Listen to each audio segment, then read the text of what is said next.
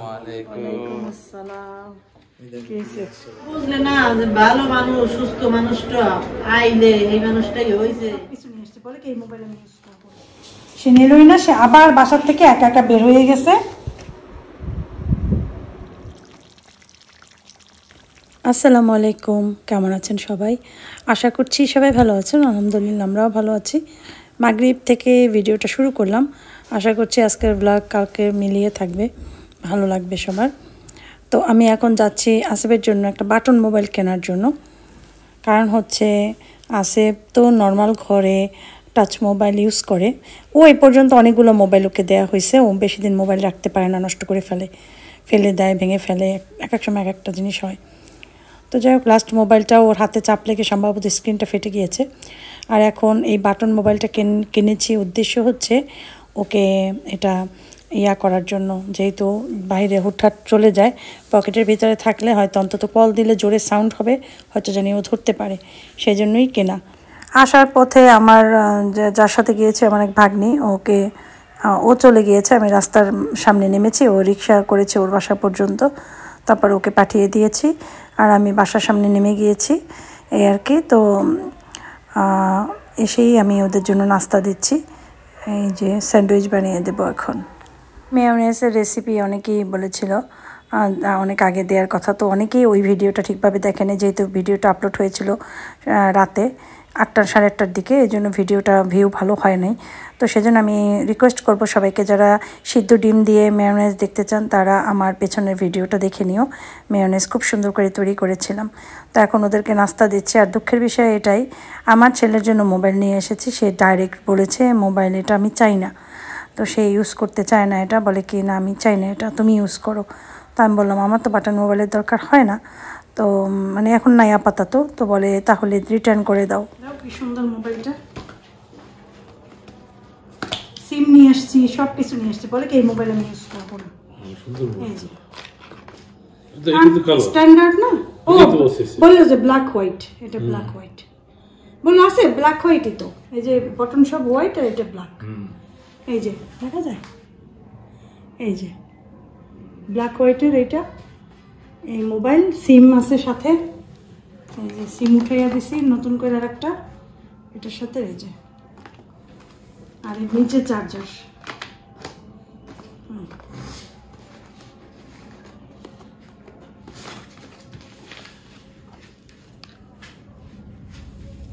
আফিফ আসবে, আফিফ কিসে আমাদের সাথে একসাথেই বেরিয়েছে, টিউশনে গেছে। আমি আসার সময় কিন্তু অনেক কিছু নিয়ে আসছি, আমি আর ভিডিও করতে পারি নাই। বিটরুট নিয়ে আসছি, তারপরে নিয়ে আসছি হচ্ছে যে বড়ই, তারপরে ব্রেড, বিস্কুট, টমেটো 30 টাকায় 2 কেজি টমেটো আনছি, বুঝছো? দাঁড়া শোনো, 20 টাকায় 2 কেজি টমেটো নিয়ে আসছি। তো এরপরে সাগরও আসলো, সাগরকেও স্যান্ডউইচ দিলাম, খেলো, তারপরে চলে গেল। আর এখন আমি একটু পিঠা খাচ্ছি চা দিয়ে।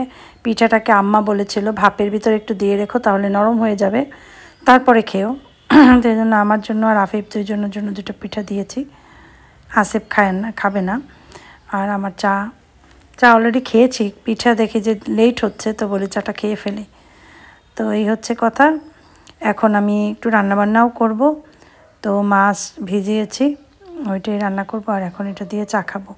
তো আমি তো মনে করেছিলাম ভাপা পিঠার ভিতরে গুড় টুর দেওয়া থাকবে, তো তারা করেছে কি এইটা অন্যরকম ভাপা পিঠা, নারকেল টারকেল গুড় সব কিছু মিক্স করেই এই পিঠাটা তৈরি করেছে, ভেতরে কিচ্ছু নাই। তো আমি খালি ভিতর খুঁজছি, দেখি যে ভিতরে কিচ্ছু নাই। তো এই রকমের, তো আমরা তো ভাপা পিঠা আসলে খাই ভেতরে গুড় দেওয়া থাকে, এর জন্য বুঝতে পারিনি এটা আর এক রকমের করে করা, এরকমের করেও অনেকে করে পিঠা। যাই হোক, চা খাচ্ছি, ভালোই লাগছে। আসলে আমি ওই যে কোনো ধরনের এইসব খাবার হলেও আমি 1 কাপ চা খেতে পারি।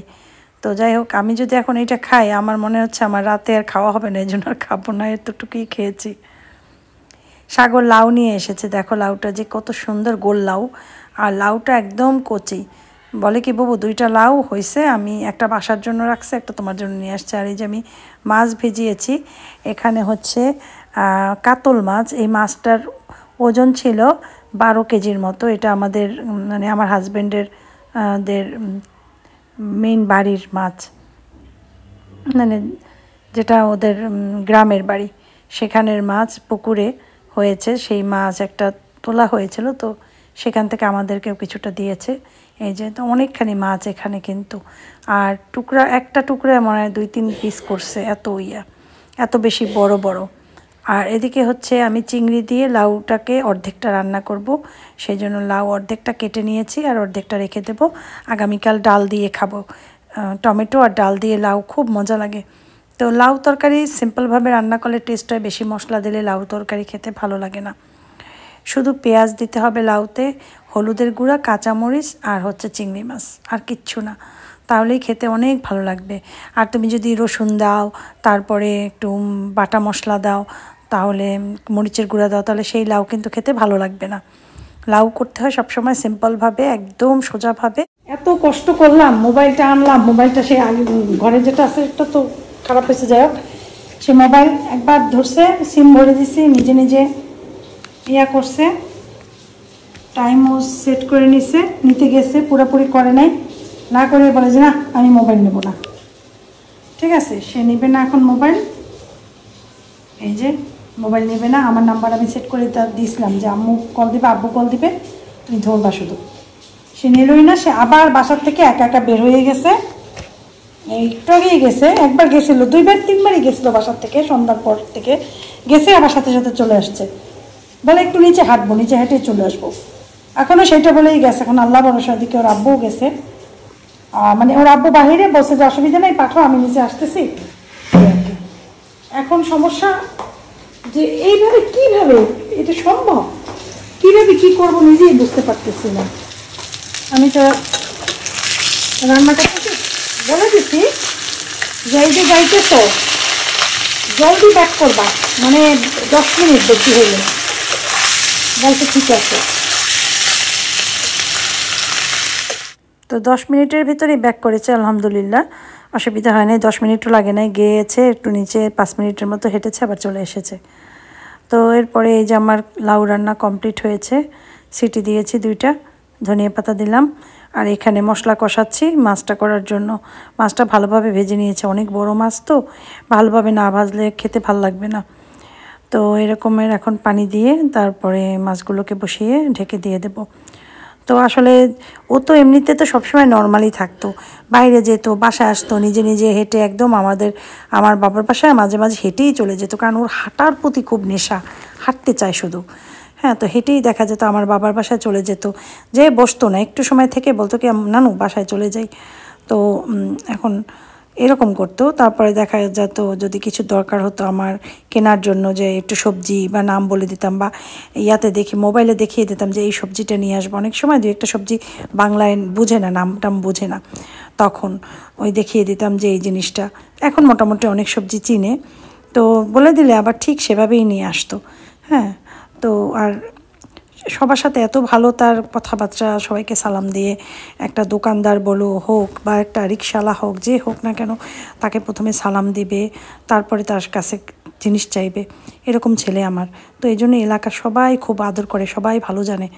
তো এখন তো সবাই একটু দেখতে মানে বুঝতে পেরেছে যে ওকে নিয়ে এরকম করি আমরা, তো এখন সবাই একটু খেয়াল রাখে, নজর রাখে, ও কোথাও গেলে জিজ্ঞাসা করে তুমি কোথায় যাচ্ছ, এরকমের।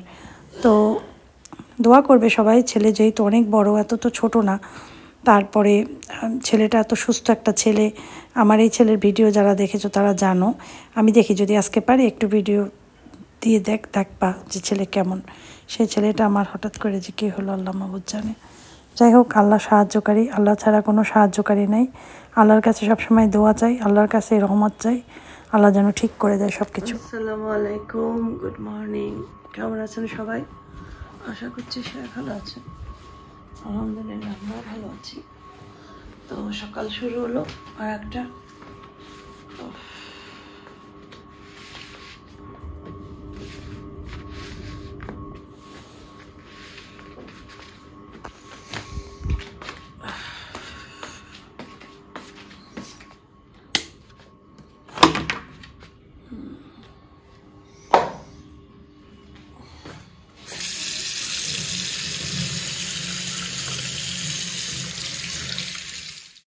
ঘুম থেকে উঠেই এক মগ চা চা না হলে তো আর দিন শুরু হয় না। সেই জন্য আমার চা দেখে আমার ভিউয়ার্সরা আমার চায়ের প্রেমে পড়ে যায়। যারা মোটামুটি চা না খায় তারাও ইদানিং চা খাওয়া শুরু করেছে। অনেকেই ভিডিও দেখে বলে। তো যাই হোক, যার খেতে ভালো লাগে সে খাবে, অসুবিধা নেই। যার খেতে ইচ্ছে করবে না সে খাবে না। তো ভালো লাগে যে সকল মানুষ যখন খুব সুন্দর করে বলে যে তোমার চা দেখে চা খেতে ইচ্ছে হয় বা চা বানিয়ে খায়, বা অনেকে বলে তোমার হাতের চা যে কবে খেতে পারবো। এই কথাগুলো শুনে খুব মজা পাই, খুব ভালো লাগে আমার। যাই হোক, আমার তো তোমরা জানো দৈনন্দিন বেশিরভাগ টাইমই চা হচ্ছে টোস্ট দিয়ে। ঘুম থেকে উঠে বেশি কিছু খেতে ইচ্ছে করে না, 1 পিস টোস্ট 1 কাপ চা এনাফ আমার জন্য। তো এখন চাটা খেয়ে নেই। আজকে দুপুরে রান্না বান্না নেই, এখন বাজে দুপুর 1:30।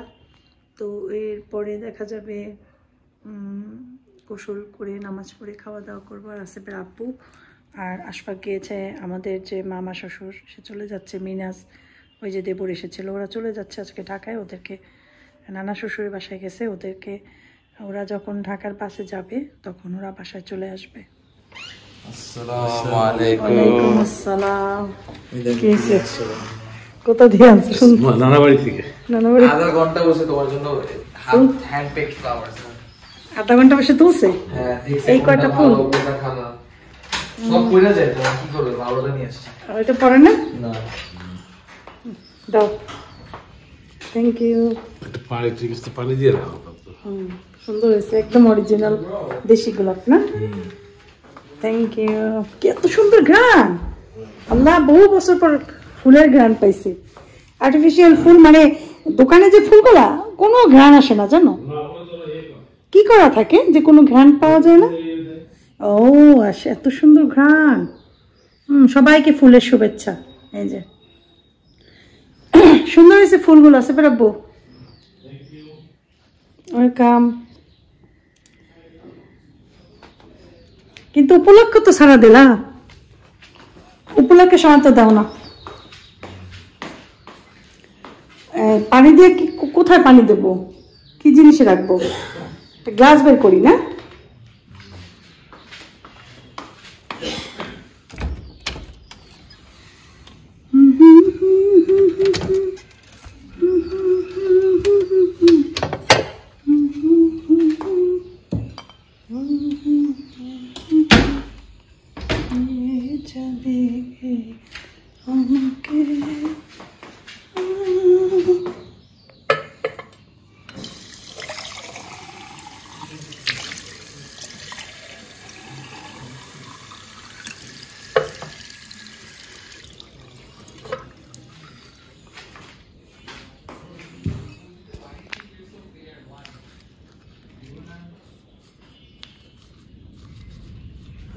ঠিক আছে, সুন্দর। এখানেই থাকুক। সুজনের মাকে আজকে দুপুরে কল দিয়েছিলাম, বলেছিলাম বিকেলে চলে আসতে। তো সুজনের মা সন্ধ্যার পর এসেছে। আসার পর এত স্যাড নিউজ শুনে আমার নিজেরই অনেক কষ্ট লাগলো। সুজনের নানা মানে সুজনের মায়ের বাবা এই কিছুদিন আগে মারা গিয়েছে। তো আমি বললাম, তুমি কেমন মানুষ, তুমি আমাকে একটু ফোন করতে পারতা। বলে, আপু আমি কি ফোন করব, আমার তো তখন কোনো সেন্সই ছিল না আপু। এরকম সে তার বাসায় অনেক দিন ছিল, তারপরে ঢাকা গিয়েছে, অনেক দিন ছিল, তারপরে আবার বাড়ি চলে গিয়েছে। তারপর অনেক ঠান্ডা পড়েছে পর সুজনের মা নাকি বলে কি যে আব্বা এত ঠান্ডা সহ্য করতে পারবে না, গ্রামে নিয়ে আসি। তো এরপরে যখন নিয়ে আসলো তখন একদিন পরই মারা গেল।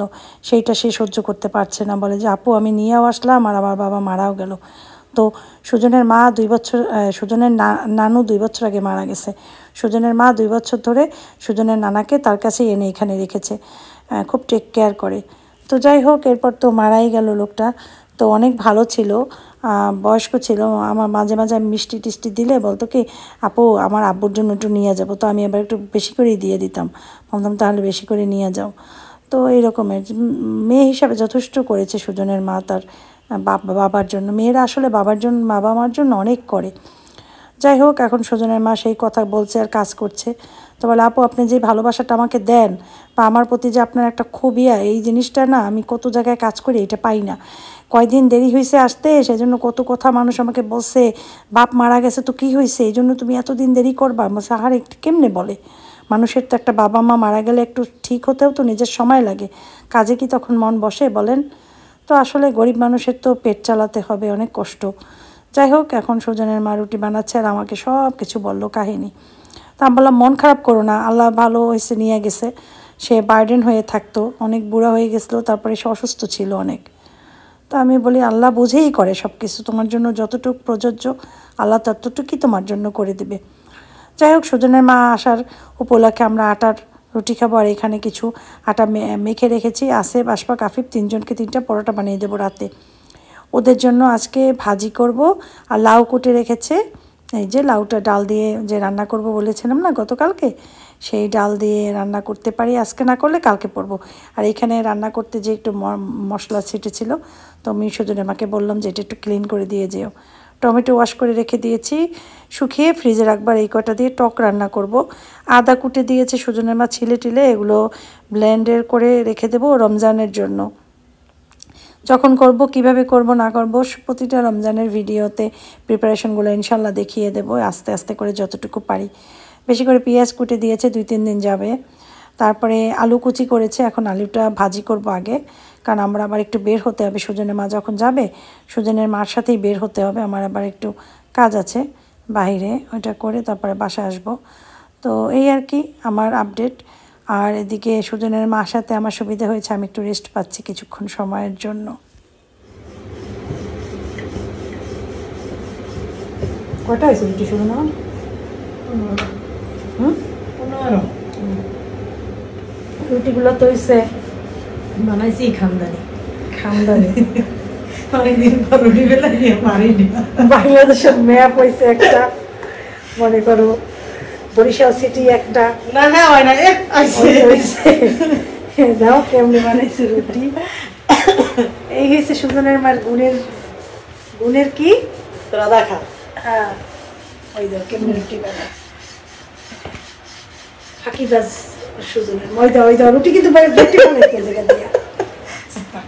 সুজনের মা মারা আছে। অনেকদিন পর আবার বানাইতেছি না, হ্যাঁ মনে হয় কি পারিনি। চিন্তা করো রুটি বানাইতে পারো না। সত্যি সেটাই বলি আমি, সত্যি কথাই।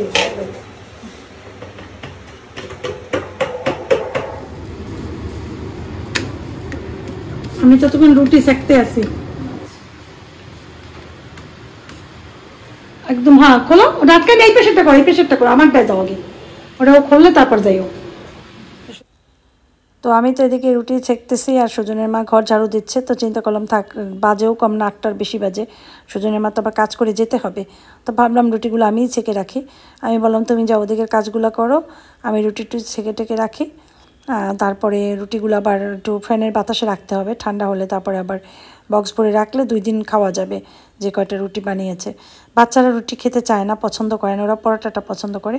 তো যখন ওদের জন্য দরকার হবে পরোটা বানিয়ে দেবো, 3 দিন 4 দিন পর্যন্ত এই রুটি খাওয়া যাবে। 15টা রুটি বানিয়েছে, আমি আর আসেফের আব্বু 2জন। তো আমরা সকালে নাস্তায় রুটিটা খাই, তো 3-4 দিন খাওয়া যাবে। আর ফ্রিজে 1 সপ্তাহ পর্যন্ত রাখা যায়, কোনো শক্ত হয় না। আমার আম্মা যেমন মাঝে মাঝে বলে আমার রুটি শক্ত হয়ে যায় কেন, কিন্তু আমারটা তো হয় না এখন, এই জন্য আমি বুঝি না যে কারণটা তার কি। সেও বক্সেই রুটি রাখে। যাই হোক, সেঁকে রাখে কিনা সেটা জানি না, সেঁকেই রাখে মনে হয়। হ্যাঁ, হালকা ছেঁকতে হবে, বেশি কিন্তু ছাকা যাবে না। কোনো রকমের একটু এপাশ ওপাশ করে জাস্ট উপরের পানিটা একটু শুকালেই হবে। ভাজিও করে ফেলেছি 1 কথায় 2 কথায়, মানে কথা বলতে বলতে। তো এখন রাতে ওদেরকে ডিম পোস্ট করে দেবো, ভাজি দেবো আর রুটি দেবো। আর আমরা খাবো ওই যে মাছটা রান্না করেছি, ওই মাছটা রয়ে গিয়েছে, ওই মাছ টমেটোর টক করব, টমেটোর টক মাছ আর হচ্ছে গিয়ে লাউ চিংড়ি আছে, এইটা আমরা খাবো। তো যাই হোক, আমি আস্তে আস্তে করে রুটিগুলো আগে ভাজি। এদিকে সুজনের মা ঘর মুছতে নিয়েছে, তো আমি এখানে রুটিগুলো ঠান্ডা মোটামুটি হয়েছে কিছু কিছু, এই যে বক্সে ভরছি। নিচে একটা টিস্যু দিয়ে নিয়েছে, আবার একদম উপরে একটা দেবো।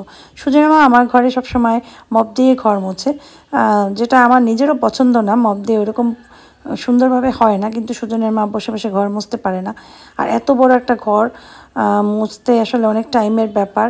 আর তাছাড়া সুজনের মা কিন্তু এসে অনেকগুলো কাজই করে, যে আদাগুলো বসে বসে ছিললো, পেঁয়াজ কাটলো, তারপরে লাউ কাটলো, তারপরে টমেটোগুলো ওয়াশ করে দিল, রুটি বানালো, পরোটার খামিটা করে রাখলো, আর কি করলো, আর কয়েকটা হাঁড়ি পেতিল ছিল ওগুলো ওয়াশ করেছে, যার জন্য আমারও মন চাচ্ছে না যে এত বেশি কাজ করুক, কারণ কাজ করতে তো আসলে কষ্ট হয় মানুষের, সে হোক না কাজের মানুষ, তারপরও তারও তো একটা কষ্ট আছে। তো আমি মপটাই দিয়ে দিই, বলি মুছো, তবে কর্নারে একটু ভালো মতো একটু ডলে ডলে মুছো, পাটা দিয়ে ওই কাপড়ের উপরটা পা দিয়ে একটু ঘষা দিবা, দেখবা পরিষ্কার হয়ে যাবে। তো এভাবে বলি, ওই যতটুকু পারে ততটুকু। আর এখন তার মন ভালো না, তার বাবা যেহেতু মারা গেছে, সে অসুস্থ ছিল, সে নাকি অনেক দিন তার জ্বর টর ছিল, বলে আপু এত জ্বর ছিল, তো এখনও না শরীরটা ভালো হয়নি, দুর্বল লাগে, তখন খারাপও লাগে আবার। তো যাই হোক, আমার মোটামুটি কাজটা শেষ, এখন ফ্যান চলতেছে, এত ভালো লাগতেছে, কারণ এখন বোঝা যাচ্ছে যে গরম চলে আসছে, কারণ ফ্যানের বাতাসটা খুব ভালো লাগছে। যাই হোক, সুজনের মা ঘর মুছলে তো ফ্যান ছাড়তেই হবে, না তো ঘর শুকাবে না। তো আসিফ রাব্বু আবার বাইরে চলে গেল, কারণ হচ্ছে আসিফ রাব্বুর ঠান্ডা লেগেছে, বলে আমার শীত করে। তা আমি বলি ঠিক আছে, নিচতলা দিয়ে হেঁটে আসো, ততক্ষণে সুজনের মা ঘরটা ভালো মতো মুছে ফেলো। এই যে এভাবে করে কর্নারগুলো এভাবে মুছতে হয় না, তো দাগ পড়ে যায় এইসব কর্নারটায়, তো সুজনের মাকে বলতে হয়, না বললে সে করে না। তো আমি যেখানেই মুছতে চাই আমি বারবার বলি এই কর্নারে ওই কর্নারে, এভাবে বলি, তখন সে এখন আবার বললাম এই কর্নারটা করো, ভালো করে করো, তখন বলে যে এই যে আপু করতেছি, একটু করার সময় যে আমি দেখিয়ে দিই, তারপরে সেইটা করে। আমি বলছি যেহেতু তুমি মপ করো, হাত দিয়ে মুছো না, তো ঠিকভাবে মুছো। তো আমরা বাইরে গিয়েছিলাম, তখন আমি ভিডিও করতে পারিনি, বাইরে থেকে এসেছি, আসার সময় চিকেন নিয়ে আসলাম, তারপরে আরেকটা জিনিস এনেছি আমার ইয়ার নিচে, কাপড়ের নিচে, সেটাকে জানো, সেটা হচ্ছে জিলাপি। কেন আমি বলি কাপড়ের নিচে রেখেছি, গরম যাতে থাকে, বাইরে থেকে এসেছি তো সেই জন্য। আর একটা কারণ হচ্ছে আসেফের জন্যই জিলাপিটা এনেছি, কিন্তু আসেফকে এখন দেবো না, কারণ আসেফ হচ্ছে এখন যদি দেই তাহলে ভাত খাবে না রাতের। হ্যাঁ, তো ভাবছি আমাদের ঘরে রাতে খাবার পরেই একটা সুইট আইটেম খুব খেতে চায় সবাই, তো ডেজার্ট হিসাবে কিছু একটা দিলে ওরা খুব খুশি হয়। তো দেখি গরম গরম জিলাপি ভাজতেছে, এত রাতে 9:30 9:15 বাজে, আমি বলি এত রাতে জিলাপি ভাজে কেন, বুঝলাম না, তো ওখান থেকেই নিয়ে নিলাম। তো যাই হোক, এখন দরজা খুলছে, যাই যে এখন টমেটোর টকটা বসাবো, আর হচ্ছে রাতের খাবারের আয়োজন। তো আমি দেখো টমেটো দিয়েছি, একটু পানি দিয়েছি, হলুদের গুঁড়া, কাঁচামরিচ দিয়েছি, লবণ দিয়েছি, সিটি দেব। আর এদিকে আসেফকে নাস্তা না মানে রাতের খাবার দিচ্ছি, আফিফকেও। তো পরোটায় যে আফিফেরটা হচ্ছে আর বানালাম, আর আসেফেরটা চুলায়, কারণ আসেফকে আগে দিতে হবে, ওর মেডিসিন খাওয়াতে হবে, তো সেই জন্য। তো চিন্তা করলাম যে ওকে 9:30টার ভিতরে মেডিসিনটা খাওয়াই, তো আগে মেডিসিনটা খাওয়াইছি, তারপরে খাবার দিচ্ছি, কারণ হচ্ছে না তো লেট হয়ে যাবে, সেই জন্য। আবার 9টার আগেও দেয়া যায় না মেডিসিনটা, হ্যাঁ, তো দেখা যায় 9টা 9:15টার ভিতরে মেডিসিনটা দিয়ে দিই, তারপরে 10টার ভিতরে খাবার দিয়ে দিই। তো আজকে 10:45 বেজেছে, খাবারটা দিয়ে দিয়েছে। এখন হ্যাঁ, তোমরা বলতে পারো মেডিসিন দিয়েছেন আগে খাবার পরে, তাহলে পেটে, ও সন্ধ্যা থেকে তো ওরা টুকটা খাবি যাবে খেতে থাকে, ওরকম খালি পেট থাকে না, সেজন্য। আর ফুলগুলো যা সুন্দর লাগছে, তো 2 ছেলেকেই দিয়ে দিলাম খাবার রাতের, ওরা খাবে, আর আমি এখন বাকি কাজগুলো করব। এরপরে আমরাও খেতে বসেছি, দেখো লাউ চিংড়ি মাছ করেছিলাম, টমেটোর টক, আর সেই মাছ। দুপুরেও এটাই খেয়েছি, রাতেও এটাই, এই আর কি। তো বোমা মরিচও নিলাম একটু সাথে, এই। তো একটা কথা বলি, রাতে দুপুরে কিন্তু আমি অল্প একটু ভাত খেয়েছি, ধরতে গেলে আমি মাছটা খেয়েছি দুপুরে, লাউয়ের তরকারি খেয়েছি, রাতে এই যে ভাত খাচ্ছি শুধু।